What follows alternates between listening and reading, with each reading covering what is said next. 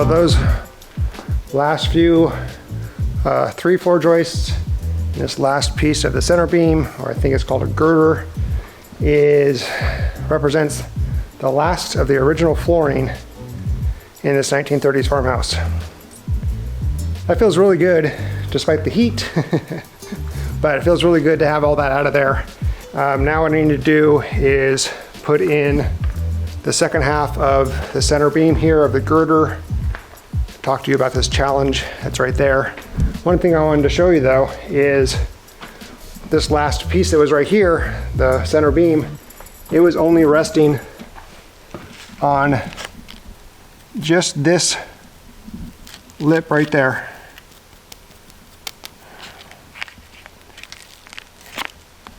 There really wasn't much holding that in place. That was holding up a big portion of the floor. Pretty crazy.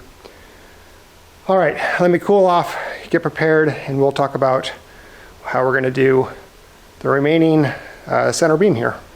So I'm putting this laser up, and I wanted to put it there to illustrate a point. If I were to continue the center beam at the current height it's at now, it's going to directly hit this sewer pipe here, which is not good.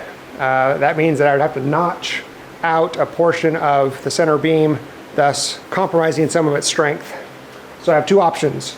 I can either lower the sewer pipe or I can raise the center beam. Currently the center beam is high enough to where I can just rest the floor joist on the top of the center beam, but I think I'm going to try to see if I can take this portion of the center beam, raise it up so the top of the center beam would be the top, same height as the top of the floor joists, and then I would hang the floor joists off of the center beam with hangers.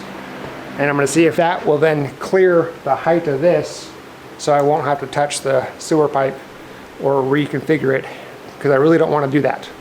I have no idea what I'm going to find if I get into this, and it seems to be working fine, and I just don't want to touch it. Before Jim and I started hanging these floor joists, I ran a string line to show level, and what I'm going to do is I'm going to measure from the bottom of the string to the top of the floor joists as my reference to see how high I need to hang the center beam, and then that plus the width of the center beam, see if it hits the sewer pipe. From the string line to the top of the floor joist, it was 9.5 inches, and then the 2x10 is 9.25 inches tall, I guess.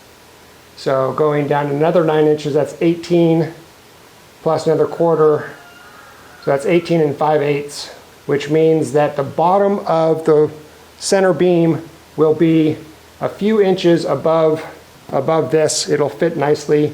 I may actually be able to just grind the top of the block and it'll just go straight on through. All right, let's give another visual on this and just make sure I'm accurate. So the top of the center beam would be here. 9.25 inches down is this laser line. So the center beam basically would be going, starting from here, would be going over like that. You can see that laser line, that's the bottom of the center beam. If I remove that out of the way, come over here, and this is where the bottom of the center beam will be. If I go up 9.25 inches, that's where the top of the center beam will be and the top of the joists, and then my flooring will go on top of that.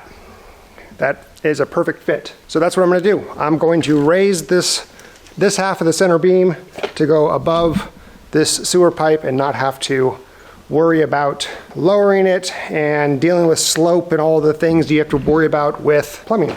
Now I just have to figure out how to get it up there, how to support it, all that kind of stuff. All right, what I'm trying to do is figure out the proper orientation of this section of the midspan beam, because I want to make sure that I'm going over this concrete footer when I go over this cinder block stack here, using both of those as bases for a support beam or support column, or yeah, I guess it's a post, support post.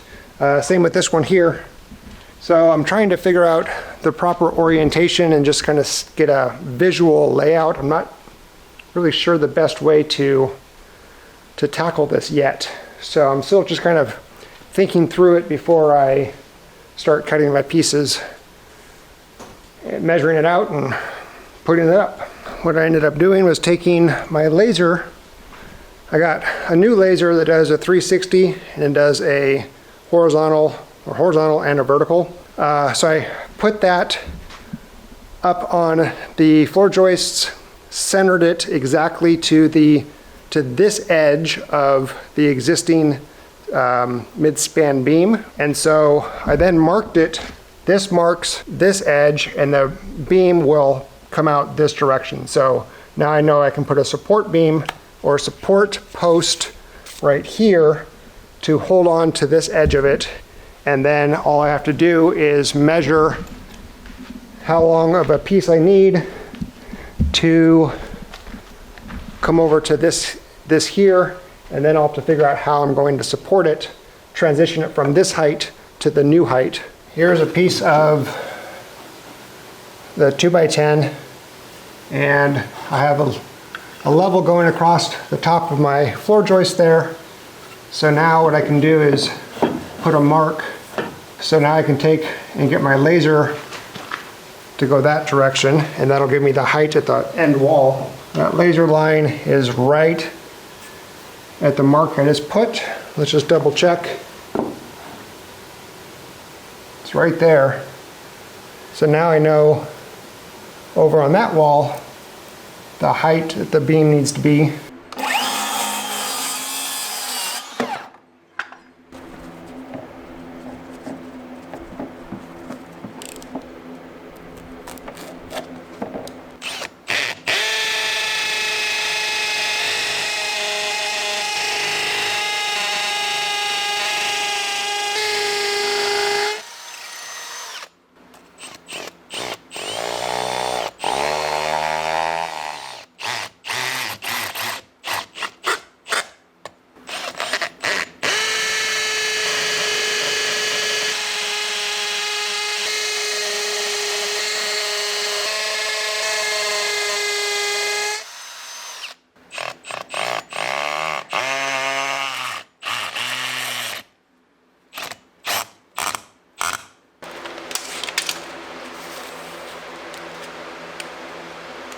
$71.25.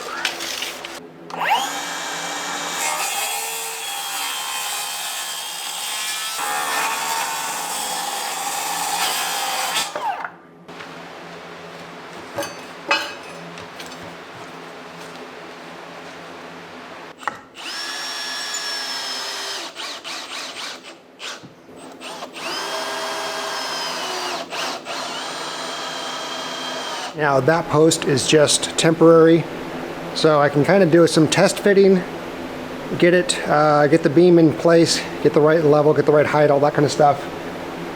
So that's just temporary, and then I'll put in the permanent post when I got it all situated.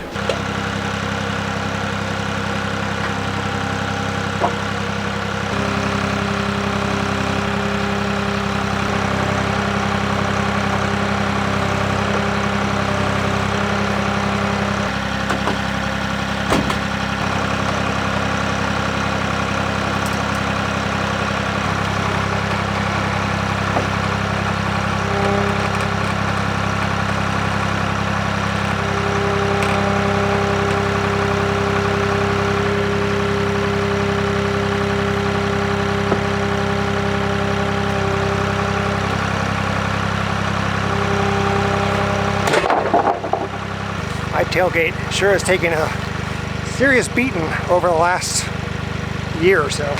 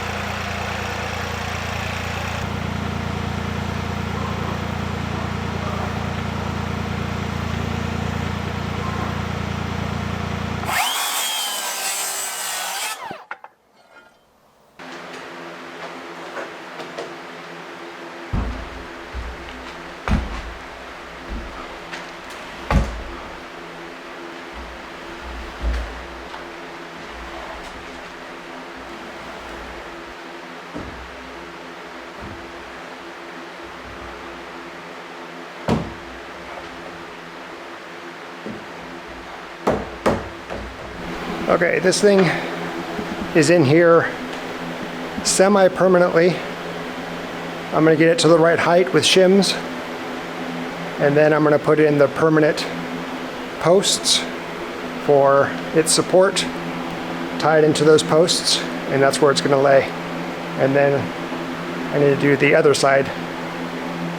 So that's one of two. All right, you can see I got my green laser line. It needs to be at 5 5/16 to that green laser line. I'm 1/32 off. So I'm going to just call that good. I don't think I can really go down any.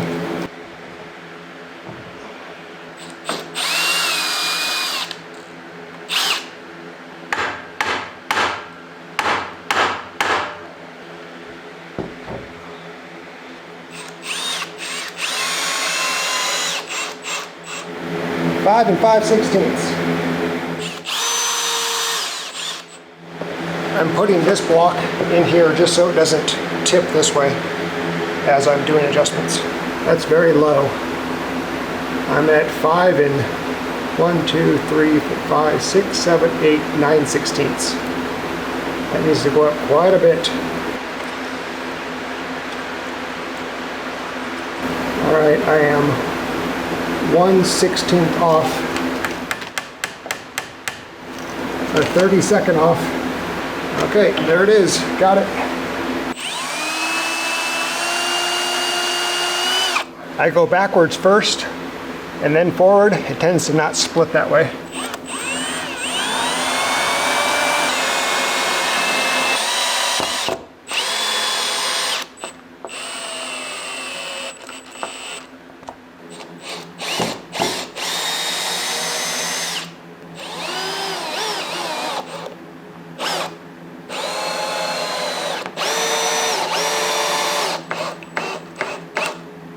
Okay, it is the next morning. So recap from yesterday, 30 seconds ago from for you guys. I got the first mid-span beam up. It's on a temporary post at the end here. I need to figure out what I'm going to do about that for a permanent structure. I also forgot to mention that 2 days ago now, I got the sill plate up on the remaining sill plate on this west wall here. So that means that once I get the second half of this mid-span beam up and the posts in, I'll be ready for floor joists. So here's the second half for the mid-span beam. It's going to go on the opposite side here. Sit in there, I'll lag screw it together, and then I'll start putting in my posts, which is what I'm going to start doing right now.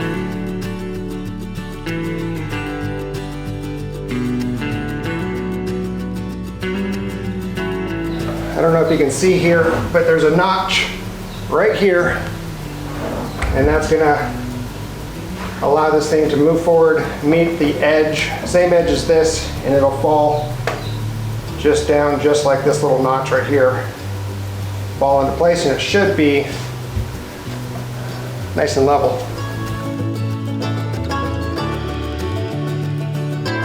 Wherever untreated wood, non-pressure treated wood is going to touch any concrete, I put just a layer of this sill plate, I don't know what this stuff is called, but anyway, I put this so there's no direct contact between the untreated wood and the concrete, because concrete is moisture wicking, and that'll transfer it to the wood, and then the wood will start dry rotting, and then that's when termites find the wood, because they like to eat moist wood.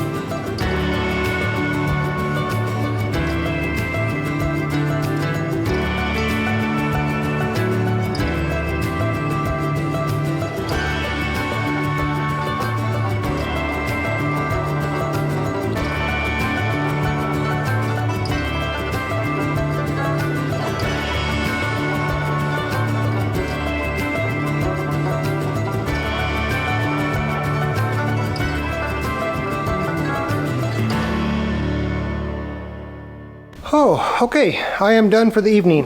The last portion of the girder, or the mid-span beam, is up. I am ready to put up the remaining rafters. This will be the living room area, and back here will be the master bedroom. Jim's coming tomorrow, starting at 9 o'clock in the morning, and we're just gonna get right to work. We're gonna get all of the rafters up, and then it's on to the subfloor. So as you can tell, I put in my posts. I'm thinking that I might, after we're done with the rafters, I might put another post right here, even though this is carrying the load down. I might just put another post right here, just in case. And then I mentioned before that the one on the end, this is in temporarily. Once we put the rafters in, I'm gonna take this and I'm gonna move it a little bit, or I'm gonna put a second one in. So, but for now, this thing is level, it's in place, it's ready to have rafters hung from it. We're gonna hang the rafters with hangers. So it's gonna be quite the day. Make sure you guys stay tuned for the next video where we get the rest of the rafters installed. Thanks for watching, I really appreciate it, and we'll see you on the next video.